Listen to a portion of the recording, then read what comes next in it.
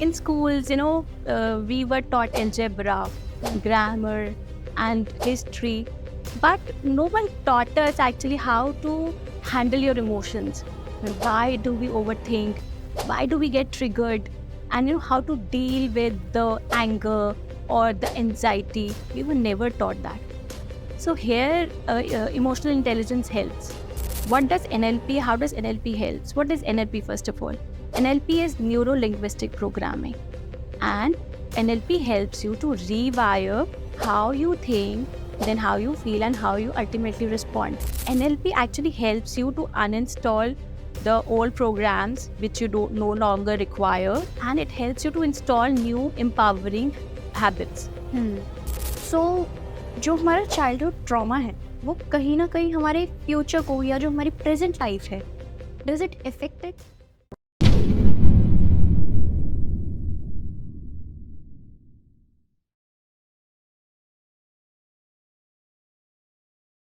क्या आप भी लाइफ के किसी फेज में फंस गए हो? रिलेशनशिप इश्यूज हो या फैमिली प्रेशर, करियर कंफ्यूजन या हेल्थ स्ट्रगल्स, मेंटल ब्रेकडाउन्स हो या मनी स्ट्रेस, टीवीटी है आपके साथ एक ऐसी जगह जहां पर आपको गाइडेंस मिलेगी बिना किसी फिल्टर के। चाहे आपको चाहिए क्लैरिटी, हीलिंग या सही डायरेक्शन, तो हमसे जुड़िए, हमें डीएम कीजिए या फिर हमें व्हाट्सएप कीजिए 8448801064 पर।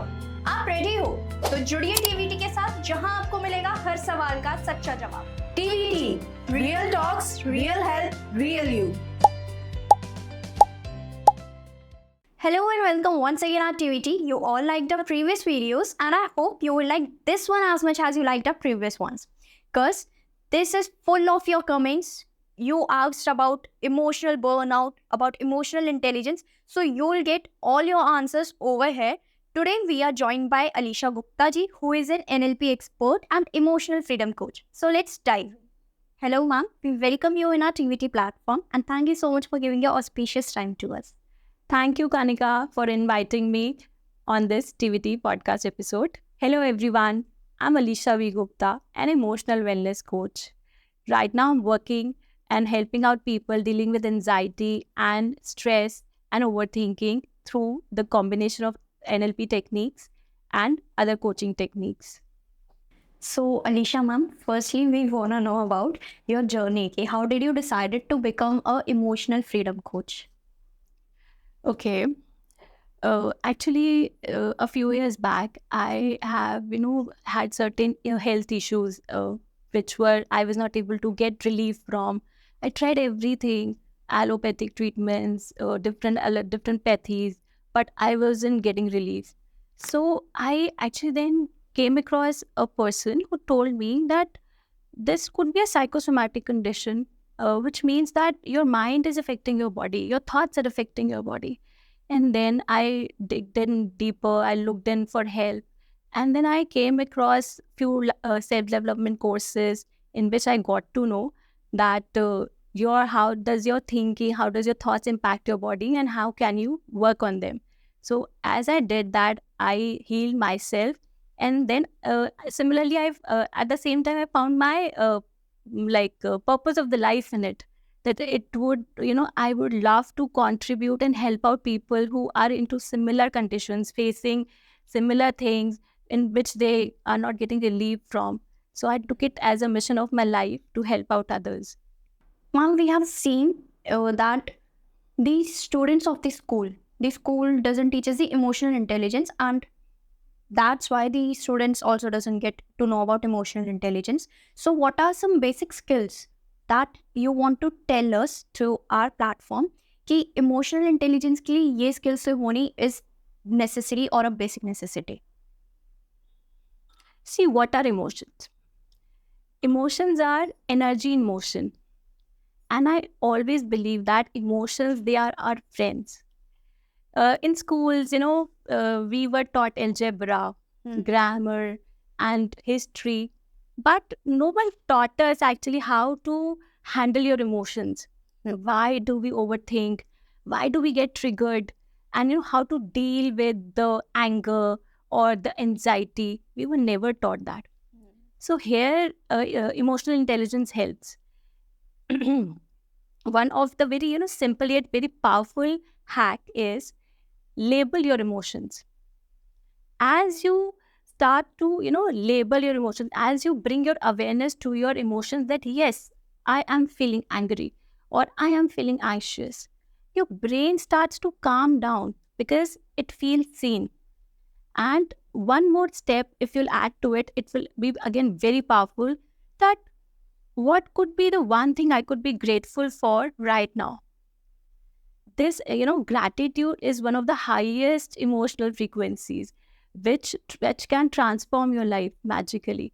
And in this case, you're not ignoring your pain. You're actually trying to just shift your focus. And this again helps your brain to calm down. And as you can understand that one tends to make better decisions with a calm mind than an agitated mind. So it is very helpful. And ma'am, what do we see nowadays most of the times is कि people pleasers and women also set boundaries across them. So what happens, हमने Instagram reels के through भी बहुत देखा है, हमारी audience के भी बहुत सारे ऐसे questions आते हैं, comments आते हैं. तो I guess this is the best time to talk about it. So what happens कि for example, if someone is trying to make the other person happy, the other person makes feel कि yeah, we are listening, you are seen. But what happens ki in some way in their professional or personal life, they gets betrayal or they gets backstabbed. So what do you think about this? Like, how can emotional intelligence work on this matter? See, people pleasing. What is people pleasing? People pleasing is a coping mechanism which one tends to develop mostly in childhood. What do we do when we are growing up? People tend to wear masks. Why? To get accepted, to feel safe, to avoid rejection and conflict. So what do they do is they, start putting others first, then themselves. So this is a coping mechanism to deal with it. So in childhood, that mask, they are helpful. But as you grow up, the problem with pleasing comes, that one starts to disconnect from oneself. Like people who are operating from the energy of people pleasing, they feel this, that they start to disconnect from one's own soul and one's own divine alignment. So it is very important to put boundaries. We women, we are from a very young age, we are culturally conditioned to to be likable, to we have seen our mothers growing up, while growing up, they always put others' needs first. They always, say being good means being selfless. So that's why we tend to become people pleasers, and one starts to feel bad if one has to say no to others. And that's why they tend to say yes to others even when they want to say no. So this is what people pleasing is. And they start feeling bad if one wants to put boundaries. So it is very important to learn to say, no, in just start practicing saying no in very small steps, and just pause and think before saying yes. It is just try to think that do you really want to do it, or is it something from childhood which is forcing you to say yes? And just practice self-worth, that your self-worth is not dependent on others' validation. So this is really helpful if you practice these steps. Exactly. Ma'am, as you use the word childhood, so what I can reconcile is childhood trauma. Most of us do have that childhood trauma कि they have seen a lot of like chaos in their family or anything else, right? So जो हमारा childhood trauma है वो कहीं ना कहीं हमारे future को या जो हमारी प्रेजेंट लाइफ है, does it affect it? Yes. Again, a very valid question for like today's generation. Have you lived life? We live patterns. What happens is, from the age of 0 to 6, the brain of the child gains the maximum elasticity. And what does that mean? That we create our world in our mind. And for the rest of the life after the age of 6 to 7 years, we are only collecting evidence to just, to make that, make that world valid what you have created. So you just keep collecting evidence. For example, and the child is very vulnerable at a young age. When he's not able to handle a situation, he starts to develop coping mechanisms. So one can start to throw tantrums, and one can learn to go silent, or someone can may look for validation outside home. So these are the coping mechanisms which one starts to develop. For an example, if a child sees his parents fighting continuously at home, he may develop a belief that marriages are terrible, or love comes with pain. And as he will develop this limiting belief, for the rest of his life, he'll just keep collecting evidence to this. So it is very important that this, childhood patterns, they impact your relationships significantly, because you are just reliving those patterns. And what does our brain doesn't know is, how to go back and reboot them. But as you start working on yourself through healing or self-development courses, what one understands is that you are no longer a child, and you no longer need the same capability, the ability to cope, and you can change it. So now again, as you practice awareness on why you are overreacting or why you are getting emotionally shut down, so as you practice awareness, you start to identify that what are your patterns. Is it from the childhood, or is it something relevant into your present? And secondly, as you reparent yourself, you start to validate your own feelings. So that really helps you to overcome those childhood patterns, so that they no longer can define your adult relationships in your present. And as you bring awareness, you get the power to choose things differently. So you can actually redefine your relationships, and you can disconnect them from your past controlling them. So, ma'am, as you are an NLP expert too, right?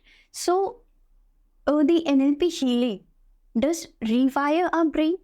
Can you please name any 2 techniques and tell them about us, so that our audience can also heal themselves? Yeah, sure. Now think of your mind as a computer, and sometimes old software keeps running on it. You can say it is full of fear, self-doubt, and some negative beliefs. So what does NLP, how does NLP help? What is NLP first of all? NLP is neuro-linguistic programming, and NLP helps you to rewire how you think, then how you feel, and how you ultimately respond. And have you ever seen 2 people reacting to a same situation differently? Have you ever seen that? One may feel frustrated, and other may feel empowered. So the key is not the situation here. The key is how your mind perceives it. So NLP actually helps you to uninstall the old programs which you no longer require, and it helps you to install new empowering habits. So I'll share 2 NLP techniques which are very, very powerful. First of all is NLP helps you to change your inner voice. Many of us have this, inner critical voice that you can't do this, you are not enough. Now think of that same critical voice in the voice of your favorite cartoon or your favorite comedians. As you will do it, the intensity of that criticality, that negativity immediately starts reducing, and it can even collapse fully. So this is how NLP works magically. It actually reduces the impact of that critical voice. And one more technique, it is anchoring. Again, it is a very, very powerful technique of NLP. Have you ever heard a song and you just go back to your past, maybe your college days or something, and you just remember of the excitement or the love which you felt at that time? This is anchoring. So in NLP, what is anchoring? You create an association between an emotion and a trigger. It could be a word or it could be a gesture to recreate that emotion. Like when, for example, when you achieve something and you feel super confident about it. So as you do it, as your emotion is at its peak state, you just try to just use your fist like this and just try to say yes. So what do? That confidence emotion starts building up in your body, right? So as you do it, uh, you are anchoring it to this posture. So next time when you want to recreate the same confident state, you just have to use this trigger, which is you have anchored it now, and just by using this anchor, you can recreate that confidence into your self, into your body. You'll start feeling that emotion. So this is anchoring, and anchoring really helps very well, to deal with your fears, to build confidence, to handle stress. So NLP works on your mind, and your mind is a very powerful tool. As you start to change your thoughts, your life starts changing. Ma'am हम लोग mental breakdowns के बारे में बहुत सुनते हैं. So how one can convert mental breakdown into a breakthrough moment for growth? Okay. What is a breakdown? Breakdown is, when your mind tells you to stop running the old patterns. And I am a firm believer of that, the soul theory, that the soul comes on the earth plane to suffer, to grow. So when it is all about your perspective. Just as we feel stressed out when we are going through a breakdown, but if you just try to shift your perspective to just from a simple shift, most of the people, what do they say when they are going through a breakdown? That why is this happening to me? Why me? Why is this, all this is going to me only? And if you will shift just from from this question to from why me to what is this trying to teach me, that is a complete game changer. And I'm again a very firm believer that every challenge, it has a hidden opportunity into it. Or you need to have that eye to look into it. So you can turn any breakdown into a breakthrough just through a simple shift, and just start taking one small action every day towards it rather than avoiding. It could change your picture completely. For example, have you heard about Oprah Winfrey? She is a very famous media personality, and she has gone through a lot of traumatic experiences. She has faced extreme poverty, and she as she has shared on many platforms, that she even considered giving up at one point of time. It was so much to bear for her, but she, rather than giving up, she turned her pain into her power, and she built up resilience. And today she is one of the prominent media personalities. So this is the power of just a small shift in your perspective. And it is just, just need to develop that eye with, you can develop, you can't develop it on your own, then maybe you can join a support group, you can work with a mentor, or you can take any kind of help, and then you can just transform your life. And then you will just not survive, you'll actually thrive in your life. And ma'am, now if we talk about toxic positivity, so most of us think ki it is not a good part, like because word toxic is into it. So basically, what does toxic positivity means, and is it good or bad? Toxic positive, what it is? Toxic positivity, as the word toxic, it is attached to the word positivity. It means forcing positivity to a level that it invalidates one's true feelings or one's real emotions.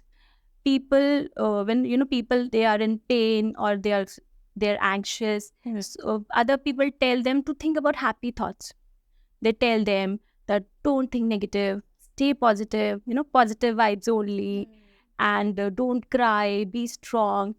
These sentences may sound helpful, that okay, how would you overcome through it, but they actually forces one to suppress one's true emotions. One is into pain, and you are being forced to be happy. So that really, and when one suppresses his emotions, the emotions don't just go away. They sit inside your body, and they actually explode in the form of emotional outbursts, or maybe a disease, or maybe anxiety. So it is important to understand that it's okay to feel bad sometimes, and one has to it's okay to feel bad sometimes, and these emotions, these anger, this anxiety, they are your friends. They they are the signals that something inside needs help. So what is real positivity? Real positivity is acknowledging your true feelings, your real emotions, and not being in denial of it, and still having hope that yes, I will make through it. So how can you deal with it? The toxic positivity, just allow yourself to feel and validate your feelings. Most of the times when we are not feeling good from inside, still on the outside we try to say that I'm fine, it's fine. So rather than trying it, just say that no, it is hard for me, but I trust that I will make through it. And secondly, just express yourself safely, maybe to a friend, maybe to a coach or a therapist, or you can, if there's no one, you can journal your feelings. That really helps to vent out. And what is real positivity? When you stop faking positivity, that's when your healing starts. And that is when you experience true emotional freedom. And ma'am, now if we talk about burnout, so there's a particular word for like there is emotional intelligence, so there's a word called emotional burnout, right? So what are some steps that one can take to get through from the emotional burnout and can gain growth or can gain success in their life? Okay, again, then we have to understand what is the word burnout means here. It may sound that burnout means stress, but it is much deeper than stress. Burnout means that one is completely drained mentally as well as emotionally, that one starts to be empty inside, that one doesn't have anything to give to anyone, and completely exhausted from inside. This is burnout. And one of the major reasons I noticed for burnout is, when one leads a life which, misaligned with one's true core values and true psychological needs for a very long time, then it results in burnout. All of us have certain psychological needs inbuilt, like of love and connection, certainty, contribution, growth. We all the human beings have those needs inbuilt. So when you live your life, not in alignment with them, you start to feel burnout. So it is very important to deal with it, that first of all, you identify what are your top core values. What are the things that you value most in life? For example, like if a person who values freedom, and he is living in an environment where he has no control over, so his life will be misaligned. So he has to identify what are his top values, firstly, and secondly, you start to you start living your life, that how could you live your topmost 5 values daily. That really helps you to deal with burnout. Secondly, identify your limiting beliefs, that why are you stuck into this burnout. And thirdly, start visualizing yourself, that you are actually leading your life which you want to live the most. Start visualizing that. And as you do it, your brain starts to make new neural pathways, and so that you are able to do it. So that these things really help you out to deal with the emotional burnout. Hmm. And ma'am, lastly, I want to ask you, basically, can you share a story of a woman कि वो anxiety से बाहर निकली and she completely changed her life? Yeah. Anxiety is so rampant these days, and so many people, they believe that they have to live with this condition for the rest of their lives. But the good news is that healing is possible and one can break free. So I worked with a woman who was 35-year-old. She had chronic gut issues, and she tried everything: diet plans, medications, even anxiety pills, but nothing seemed to relieve her. Her core issue was, the unspoken emotions which were stuck in her body. So as we started healing her healing journey through a combination of journaling and, safe conversations and few NLP techniques, simple NLP techniques, she realized that it was not illness, it was her unspoken, unprocessed emotions which got stuck in her body.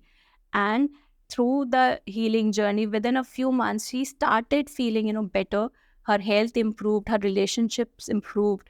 So anxiety is often, unprocessed emotions and not just a medical condition. So one can really break free from anxiety completely.